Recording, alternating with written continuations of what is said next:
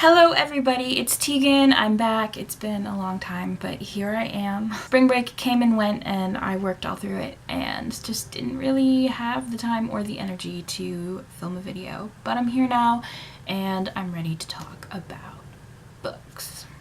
Now, this week, Nicole and I have decided to go back to historical fiction, and we read All the Light We Cannot See by Anthony Doerr.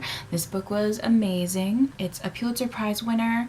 It's been on the bestseller shelves for ages and ages. I've seen this book everywhere. It's historical fiction. It was published May 2014. Like I said, it's a Pulitzer Prize winner, which is pretty darn cool. So I guess before I get into the grading, I'm going to go into some context and some main character background.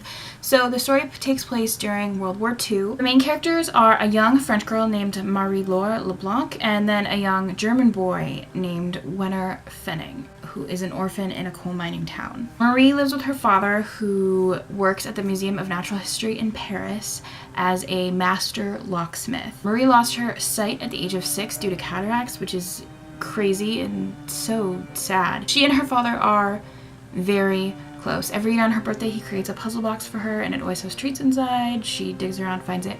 She also learned Braille, so she reads aloud to him.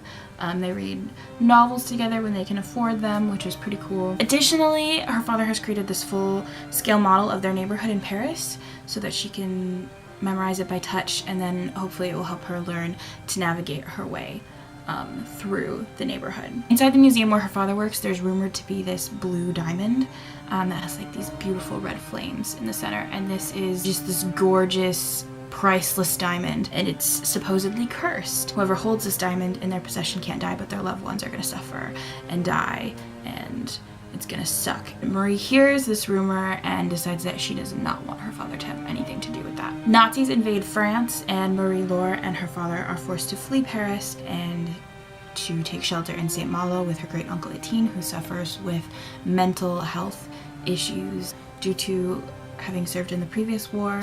What Marie doesn't know when they're fleeing is that her father has also been trusted with what is either the Sea of Flames blue diamond that I was just talking about, or one of 3 exact replicas, which puts her family in immediate danger. Now I'm going to move on to Werner Fenning. I don't have as much to say about him because I feel like the more we get into his character, the further we get on in the book, and I don't want to give away any spoilers, but Werner has grown up in a children's home with his sister Jetta.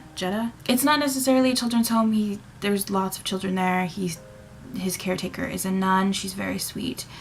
She cares a lot about him. They live in a coal mining town. Basically, Werner's future is working in the coal mines, but what he wants more than anything is to be a scientist. He's been gifted with this love for science and this ability to take things apart and put them back together to create new things, to engineer. He's very good with radio mechanics, and he's given a place in this boys' training school for the Nazi military, Hitler Youth sort of deal. And he takes it because he decides that this is the only way that he's going to avoid the coal mines. He does not want to do that with the rest of his life. He believes that if he is able to prove himself at the school, then he will be employed and become something better and be able to get his sister out of that town and save her, and that his life will just be better. But he ends up at the school and he's just miserable. He's haunted by the things that he sees, haunted by actions that he doesn't take. It just is horrible. That's all the further that I'm going to get into the story because I don't want to give too much of it away. The story skips around a lot, skips to different years, and then there aren't really chapters. I would say that there are little sections, and those will just be some information on either Marie or Werner, or there are a couple of other people mixed up in there, but they're the 2 main characters that really are important. And this book blew me away. It was heart-wrenching. It was beautifully written. When I checked it out at the bookstore, the lady who was working, she told me that it was the most beautiful thing she'd ever read, and it was gorgeous. I was not disappointed. It was beautiful. I will get into the grading now. So for readability, I gave it a 5 out of 5. There was no issue reading it. It was beautifully written. There was nothing really awkward. There was some French, some German, a little bit, but it didn't detract from the experience of reading. It didn't make it hard for me to read. It was great. Character development, I gave it 5 out of 5.